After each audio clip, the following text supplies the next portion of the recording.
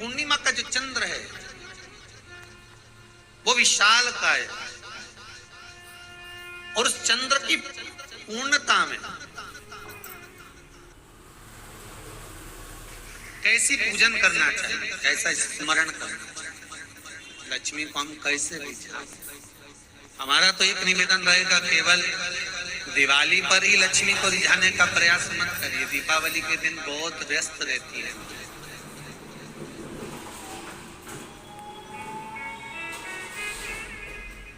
बहुत व्यस्त। माता लक्ष्मी के पास में तो इतनी सी भी फुर्सत नहीं रहती कि वो भगवान विष्णु से बात कर सके। इसलिए दीपावली के दिन लक्ष्मी, गणेश, सरस्वती का पूजन देखा होगा, पर नारायण लक्ष्मी का पूजन नहीं देखा होगा, क्योंकि टाइम मिले तो बात करें, समय ही नहीं रहता सबके यहाँ जाना।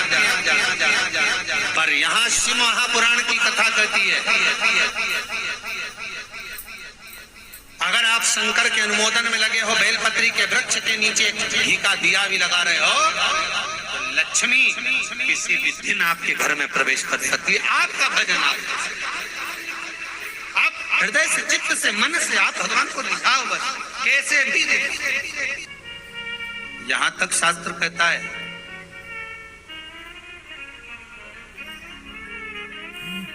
वाणी से विहीन व्यक्ति, दृष्टि से विहीन व्यक्ति, श्रवण शक्ति से विहीन व्यक्ति,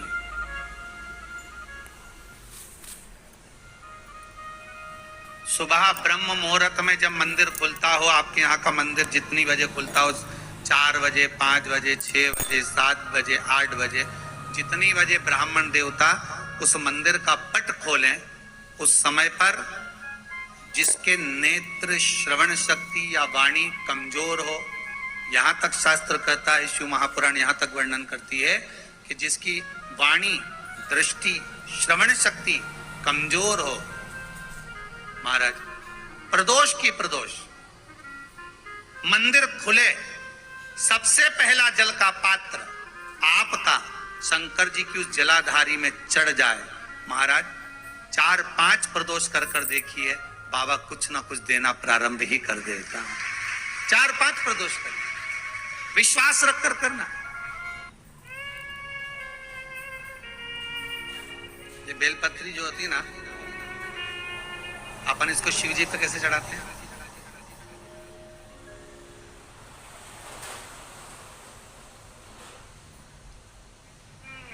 जैसे ये शिवलिंग है, ठीक है, और ये बेलपत्री को अपन ने शंकर जी पे चढ़ाया, इसी तरह चढ़ाते हो ना आप लोग, शिव जी पे चढ़ाया।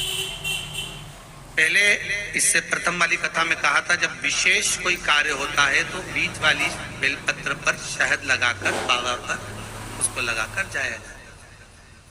अब जिसके घर में क्लेश ज्यादा होता है, महाराज बहुत क्लेश, मतलब कुछ ना कुछ बात पर झगड़ा चली रहा, क्लेश हो, बहुत तकलीफ चल, कभी बहू रूठे, कभी सास रूठे, कभी पति रूठे, कभी पत्नी रूठे, जरा जरा सी बात में, एक पानी गिर गया उस पे भी, बच्चों को कुछ कह दिया उसमें भी। तो ये जो बेलपत्री की ये जो भाग होता है, इस बेलपत्री का जो डंडी का जो भाग होता है, इस भाग को, बेलपत्री की इस भाग को, महाराज ऐसी कैसी बेलपत्री, बस ये भाग को बेलपत्री के वृक्ष के नीचे शहद लगाकर इस पत्ती पर ऐसे ही बेलपत्री की जड़ में उस भाग को लगाकर या रख के आ जाइए। केवल एक ही बार करना, किसी भी प्रदोष पर कर लेना। फिर एक प्रदोष से दूसरी प्रदोष तक तुम्हारे घर में कभी क्लेश नहीं हो सकता, ये पक्का है, झगड़ा होगा ही नहीं। हाँ, वो जानबूझ के झगड़ लो तो बात दूसरी है, किसी और वाला महाराज की बात झूठी करना है तो अपन लोग झगड़ो, चाहे कुछ भी हो जाए।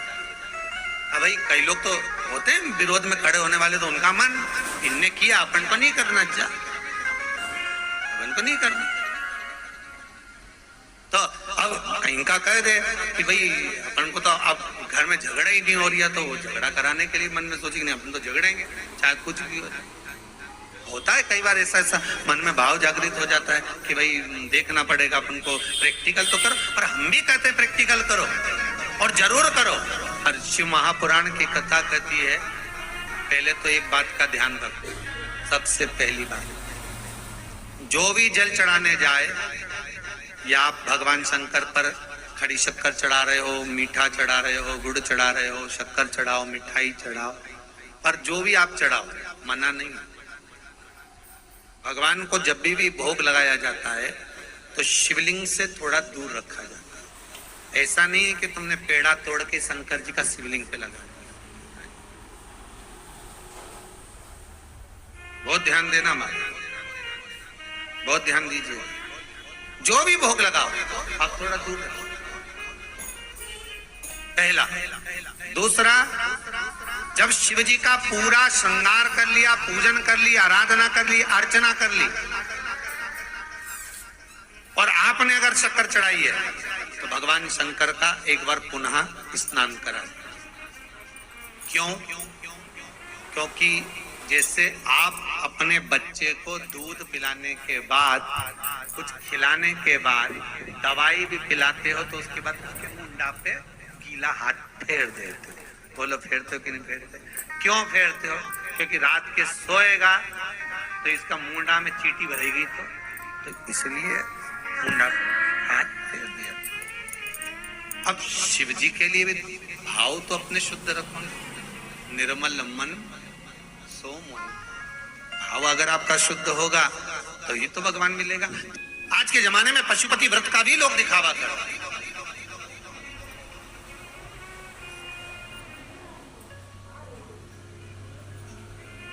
भगवान के सामने जाकर कभी दिखावा मत करो कि मैं व्रत कर रही। नहीं नहीं, ये आप करा रहे हो तो मैं कर रहा हूं। 5 व्रत होते हैं पशुपति व्रत के, 5 व्रत। सुबह के समय पर पूजन की थाली लगाइए, चंदन, अबीर, गुलाल, हल्दी आदि जो भी सामग्री आप पूजन की रखते हो रखो। जल का पात्र, पंचामृत सामग्री अभिषेक के लिए सब ले जाओ। शिव जी का अभिषेक पूजन मंदिर में जाकर। पशुपति व्रत, घर के अंदर शिवलिंग है तो उसके पूजन का वर्णन नहीं है। जिस शिवलिंग पर सबकी दृष्टि पड़ती हो उस शिवलिंग का मतलब मंदिर का शिवलिंग, वहां पर अभिषेक पूजन कर दिया। सुबह के समय पर भी दिया लगाकर अभिषेक पूजन कर कर आप जो आए, अगरबत्ती आदि जो भी लगाया, आपका भाव, धूप बत्ती वगैरह जो भी लगाया, वापिस आए, उस थाली को संभाल कर रख दीजिए। शाम के समय पर वही थाली वापिस लेकर, उसमें कितने दिए जाएंगे? 6 दिए। प्रसाद जाएगा। घर से 3 हिस्से कर कर भोग लेकर मत जाना। जो मीठा लेकर जाओगे उसके 3 हिस्से शिव जी के सामने ही जाकर करना है। आपको अलग से लेकर अलग अलग डब्बे में नहीं लेकर, 3 हिस्से आप अलग अलग कर नहीं ले।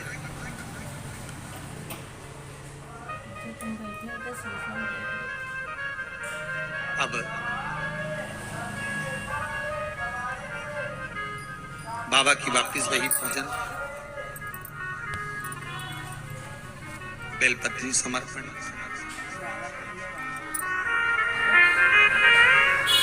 प्रसाद के 3 भाग।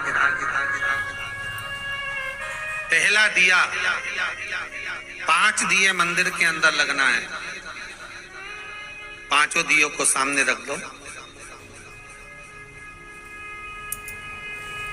पहला दिया जब लगाओ, मन में कामना कर लेना कि किस लिए पशुपति व्रत कर। कौन से दिए पर?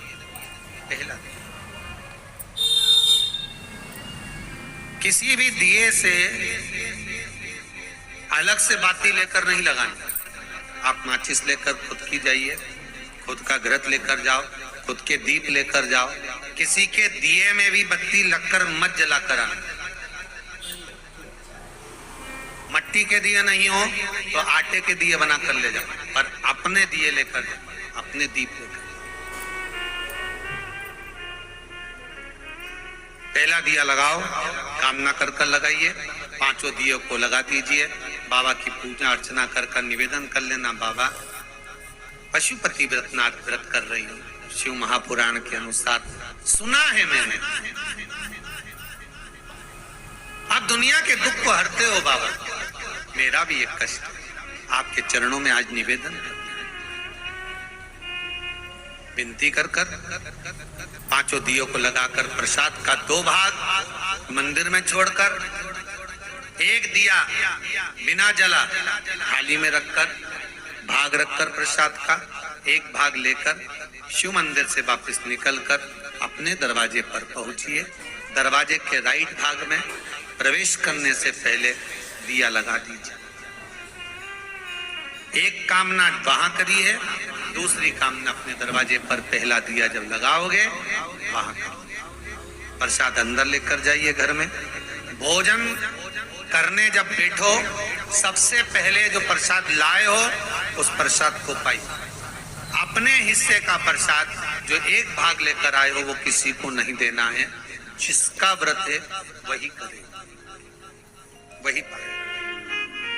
एक बात और अच्छे से सुन लीजिए, पति और पत्नी, देवरानी जेठानी, सास बहू अगर व्रत कर रहे हैं तो थाली भी 2 जाएगी और दीप भी अलग अलग जाएगी। इसका विशेष ध्यान रखें। ये नहीं कि एक ही थाली ले चले अपन दोनों कर कर आ जाएंगे, दिए अलग अलग ले, नहीं, थाली भी 2 जाएगी। शंकर पर विश्वास रखकर पशुपति व्रत करें। 1 दिया दरवाजे के पास लगाएं राइट हैंड में, बाबा से निवेदन कर कर विनती कर लें। 5 व्रत जब पूरे हों एक ही मंदिर में करना है, ये नहीं कि कभी इस मंदिर में कर लिया कभी उस मंदिर में कर लिया। 5 व्रत एक जब